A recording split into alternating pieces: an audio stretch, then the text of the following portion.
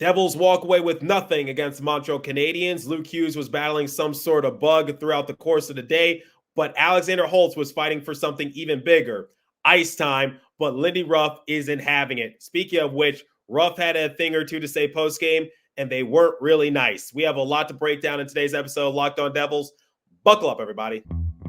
You're Locked On Devils, your daily podcast on the New Jersey Devils. Part of the Locked On Podcast Network, your team every day. Hi, this is Bryce Salvador, and you're Locked On Devils with Trey Matthews. Scores!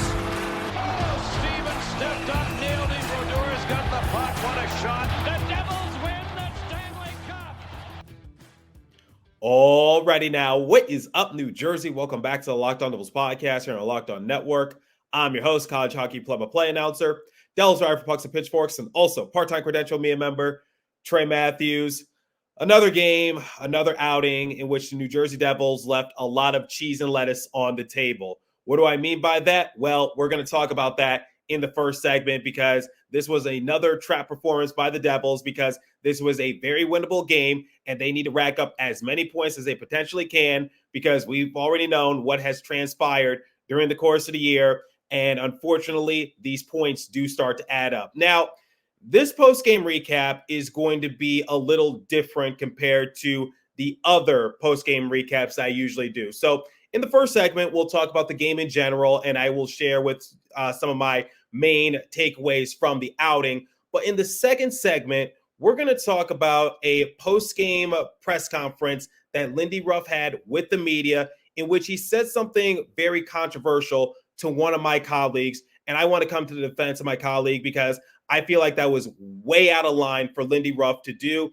And it involves Alexander Holtz and his lack of ice time because Alexander Holtz was one of the heroes in this game, but yet he was still benched. And that's been a big talking point the last few weeks amongst the Devils discourse because Alexander Holtz has been one of the minor bright spots for the Devils during these past few weeks, but yet he always seems to get the short end of the stick. Now, I will share my thoughts on the matter in the second segment and curse you, Lindy Ruff, because I really wanted to make the thumbnail title Luke Hughes' flu game because Luke was battling some sort of bug. He wasn't able to suit up during morning skate, but yet he still performed really well for the Devils in this outing. But you had to go out and be controversial. And of all the games, now you pick to give us a spicy soundbite. But anyway, segment 2, we'll focus on Alexander Holtz and his lack of playing time. And then in the third and final segment, like I do with every post-game recap, I will compare the stats and give the Devils a letter grade. So let's talk about this game in general. So I said moments ago that the Devils left a lot of cheese and lettuce on the table. What do I mean by that? Well, they left a couple points on the board because here's the thing. They have lost to the Anaheim Ducks.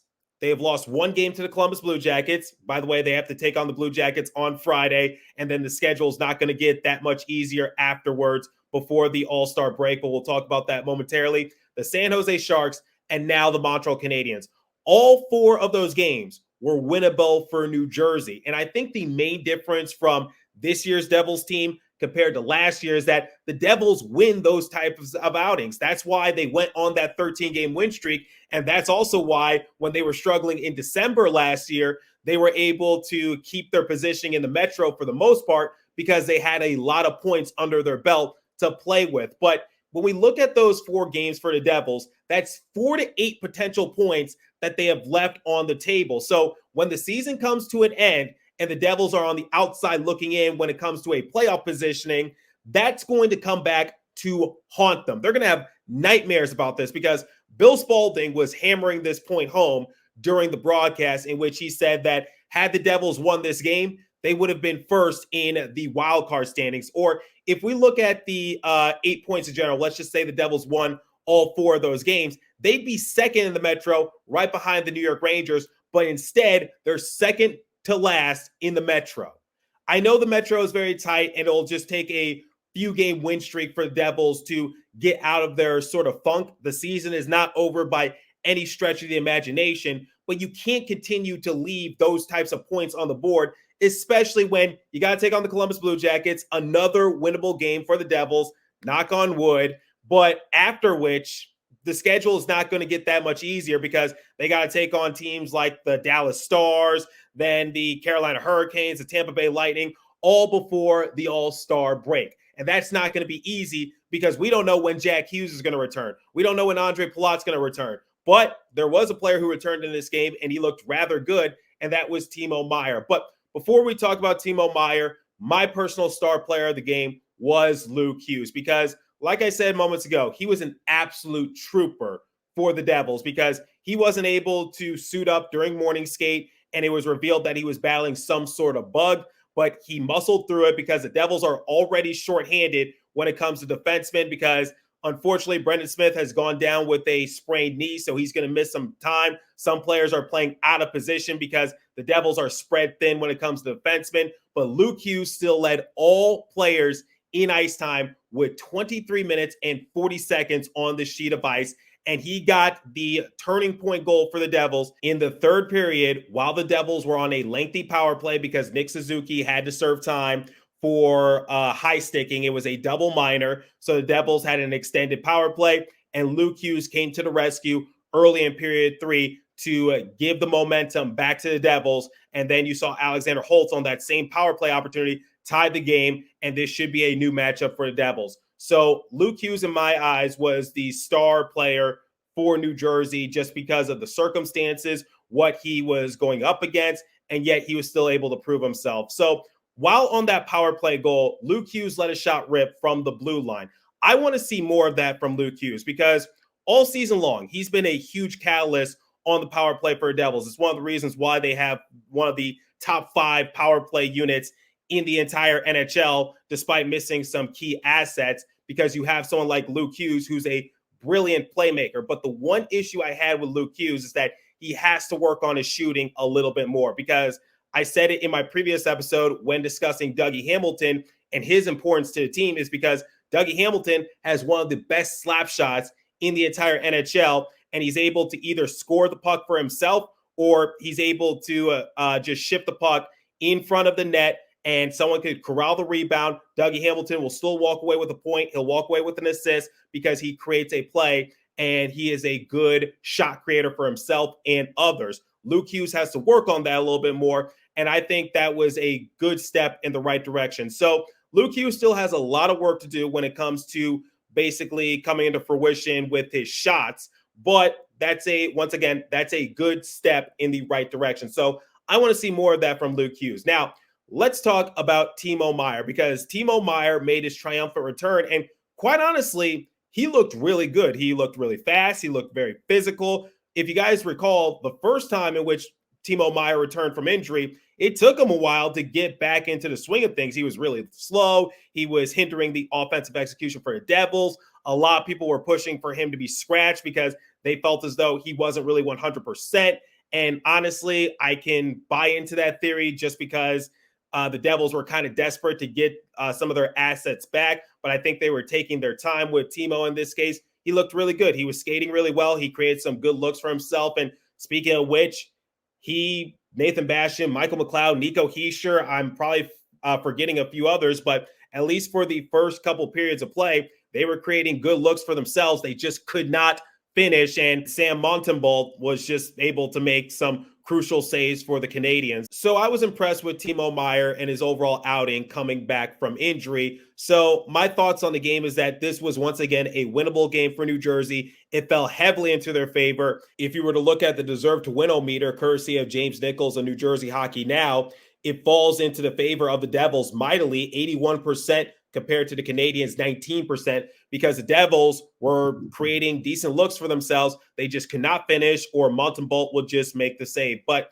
this game, very winnable for New Jersey, and I'm sure they're going to have nightmares about it once again if they're on the outside looking in come the end of the season when it comes to playoff contention. So very disappointing, and they got to try to win this game against Columbus because you don't know when your next win is going to come the rest of the way leading up to the All-Star break. Now, we're going to talk about Lindy Ruff and his controversial post-game press conference momentarily, but before we continue, let me tell you guys about the Sleeper app. So it's almost the halfway point in the season, Devils fans. I know it's been a long, grueling season, but regardless of where we are at in the current standings, I want to remind you that you can win big by playing Daily Fantasy Hockey on Sleeper, the official Daily Fantasy app of the Locked On NHL Network. Sleeper is our number one choice for daily fantasy sports, especially daily fantasy hockey, because with Sleeper, you can win 100 times your cash in daily fantasy hockey contests.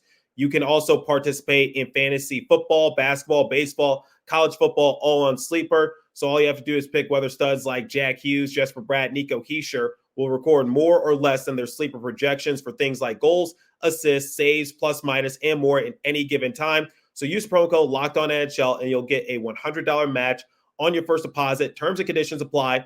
That's code LOCKEDONNHL. See Sleeper's terms of use for details and locational availability.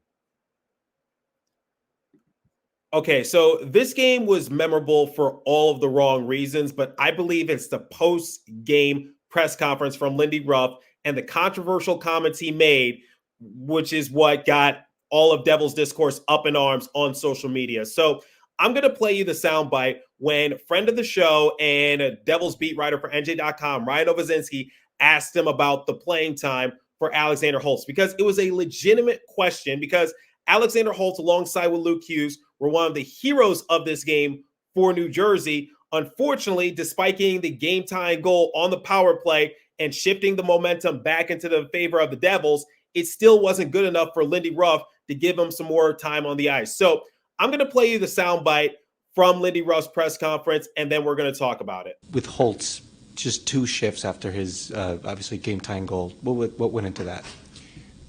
Again, you don't watch the game very well.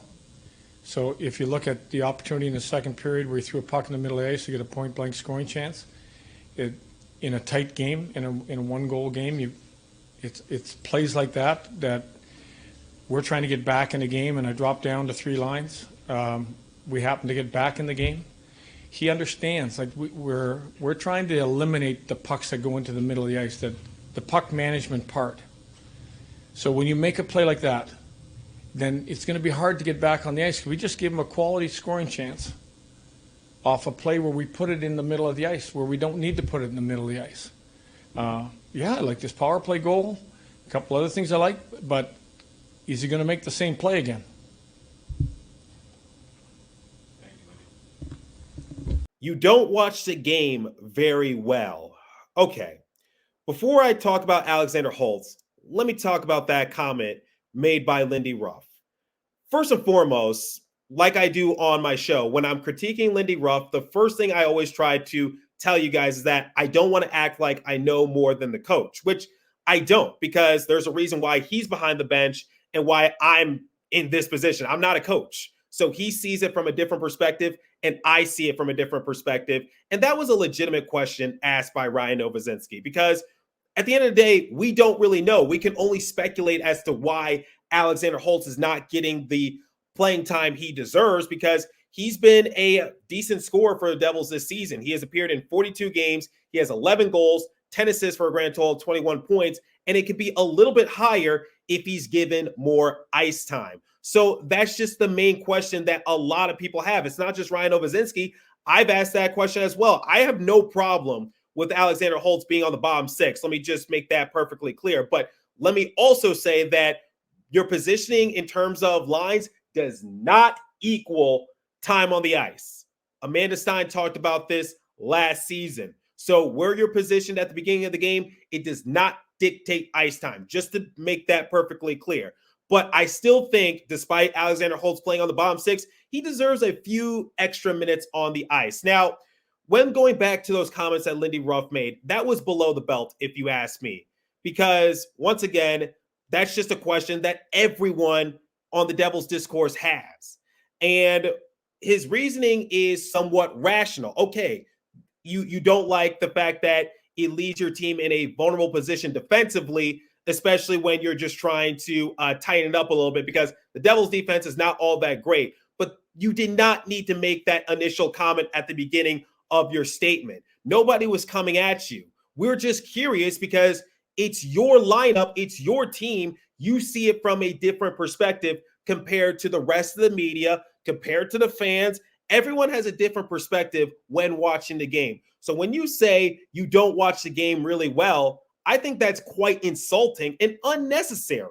I have been a big defender in Lindy Ruff throughout my time of hosting this show. I have not once ever done an episode saying that Lindy Ruff needs to be fired. I have never said that Lindy Ruff is the sole problem for the Devils. I have been a big supporter of Lindy Ruff the last few years, but I cannot support him in this case. That comment, unnecessary. And I think I speak for a lot of Devils discourse when I say, Ryan, I hope you're listening to the show. I know you tune into my episodes time and time again, but I just want to say I have your back, and I think I speak for a lot of other Devils media members. Now, this isn't the first time that Lindy Ruff and Ryan have butt heads. I remember telling the story on this show during the playoffs in which I was there when Ryan was asking Lindy about why he didn't pull Vitek Vanecek from a particular game or why he didn't call a timeout early on. And then that was that. Lindy Ruff was in no mood to speak afterwards. Or remember at the beginning of last year when Ryan asked about Jesper Bratt and his playing time. So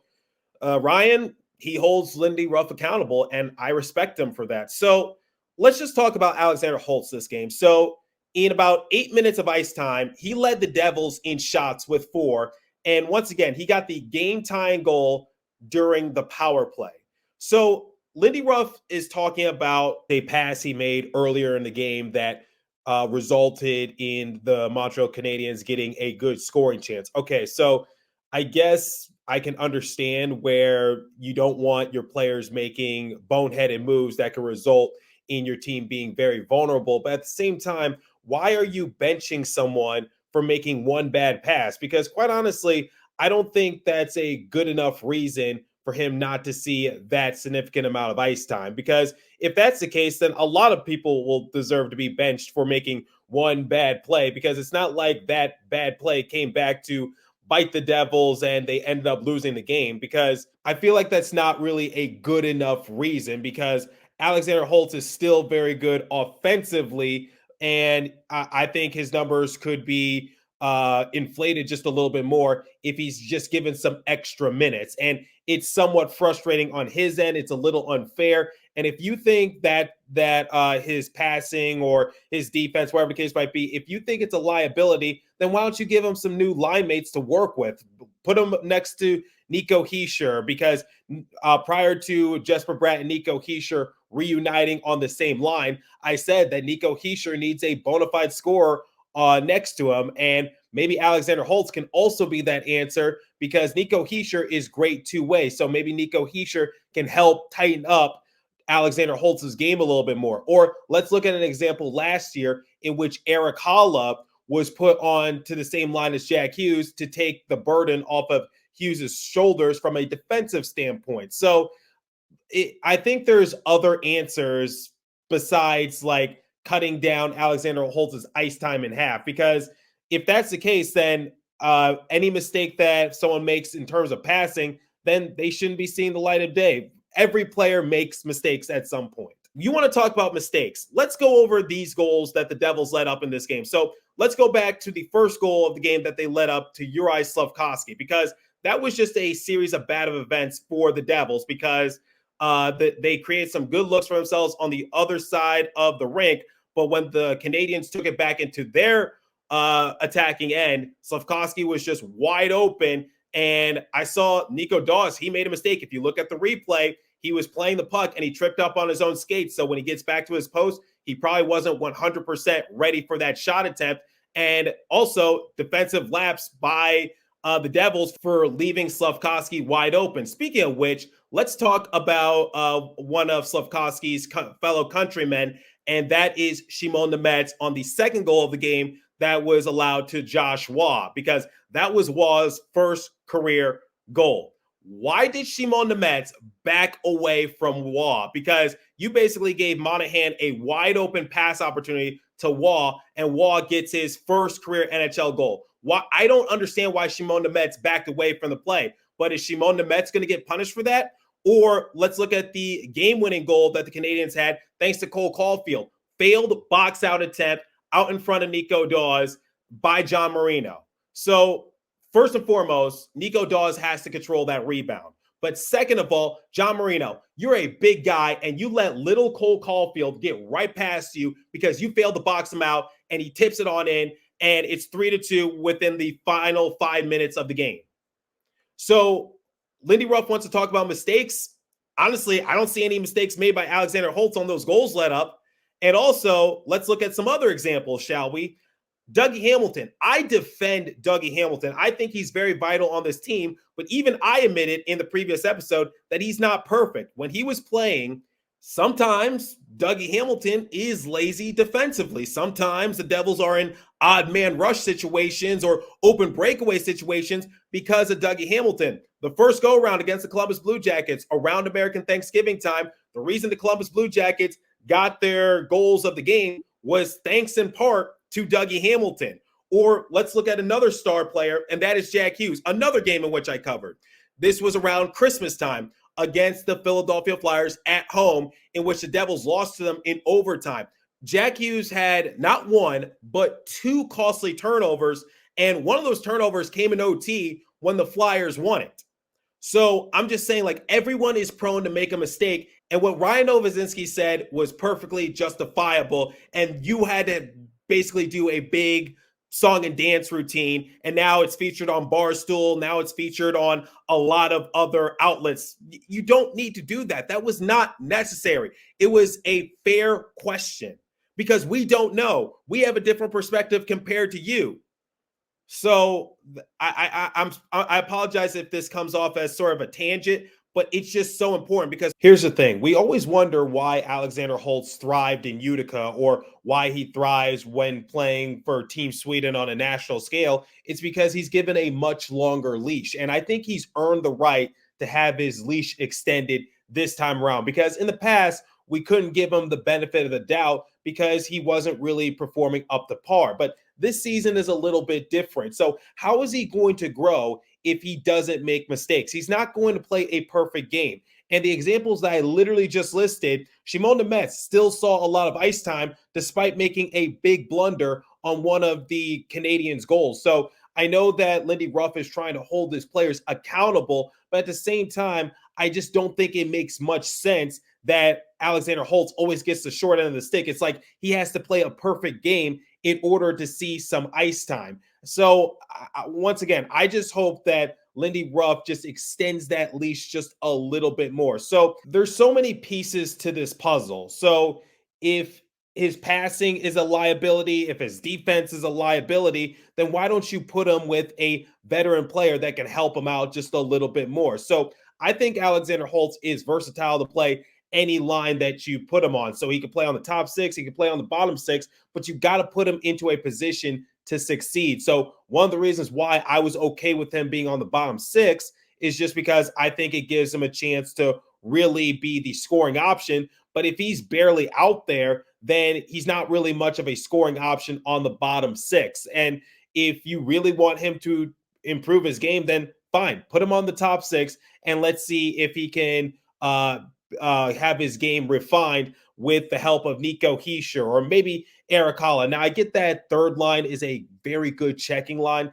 and that might be somewhat controversial. But at the same time, I just want to see what's best for some of the young guns that the Devils have, especially with how stagnant their offense has been the last few games, because it took them a while to get their offensive game going. And Alexander Holtz played a vital role in tonight's matchup or last night's matchup against the Montreal Canadiens. So I'm just trying to look at other outcomes to make sure that Holtz is put into the best position to succeed. So that's my reaction to this whole spiel. I think it was a ridiculous comment made by Lindy Ruff because we all have different perspectives on how we view the game. You are the head coach, and I always try to make sure that I tell my audience that I don't know more than you, but I am entitled to my opinion. And it's not like Novo was coming at you, and you basically have to put him on blast like that.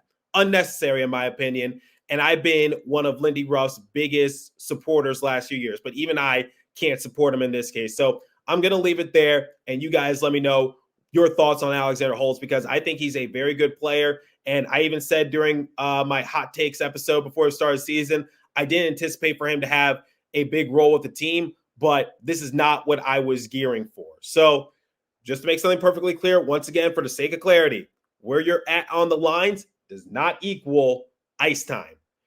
Okay, we're going to compare the stats and give the Devils a letter grade momentarily. But before we continue, let me tell you guys about eBay Motors, because I'm sure a lot of you like to tinker with your cars and whatnot. So passion, drive, and patience, what brings home the winning trophy, is also what keeps your ride or die alive. eBay Motors has everything you need to maintain your vehicle and level it up to peak performance, from superchargers, roof racks, exhaust kits, LED headlights, and more. Whether you're into speed, power, or style, eBay Motors has got you covered. With over 122 million parts for your number one ride or die, you'll always find exactly what you're looking for. And with eBay Guaranteed Fit, your part is guaranteed to fit your ride every time, or your money back, because with eBay Motors, you're burning rubber, not cash. With all the parts you need at the prices you want, it's easy to turn your car into the MVP and bring home that win. Keep your ride or die alive at ebaymotors.com. Eligible items only, exclusions apply. eBay Guaranteed Fit, only available to U.S. customers.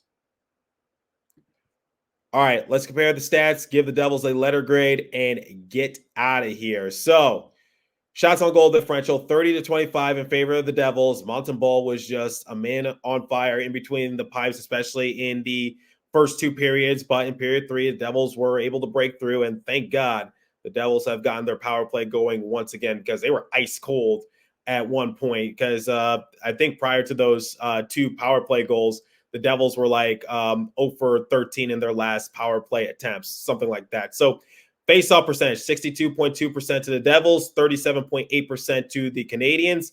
Power play percentage, Canadiens were 0 for 1, Devils were 2 for 4, thanks to Luke Hughes and Alexander Holtz. Hits, 12-11 in favor of the Devils. Block shots, 17-12 in favor of the Canadiens. Giveaways, 5-2. Canadiens led that department. Takeaways, Devils led that department 4-3. So if I had to give the Devils a letter grade, they did amount a comeback, but they did have that blunder to give the Canadiens the lead. This was a trap game. This is a game in which the Devils should have won. So for those circumstances, given the team that they were playing, with all due respect to Habs Nation, I'm going to have to give the Devils a D+, because you cannot be losing these types of games. With all due respect to the Canadiens, and I'm not trying to come at anyone, but I think the Devils should have won this game. I think this was one of the few times in recent memory in which the Devils were favorites to win a matchup, and it took them a while to get their legs underneath them.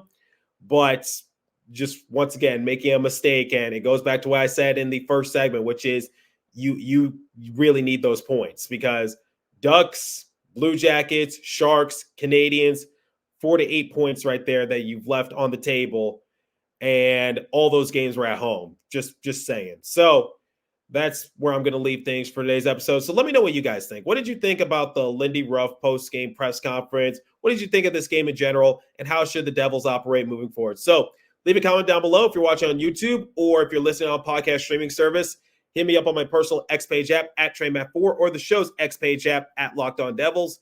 As for today's episode, that's all the time I have for you. So continue to stay safe. Have a wonderful day, New Jersey. Go Devils. I'll catch you guys in the next episode. Thanks for listening once again.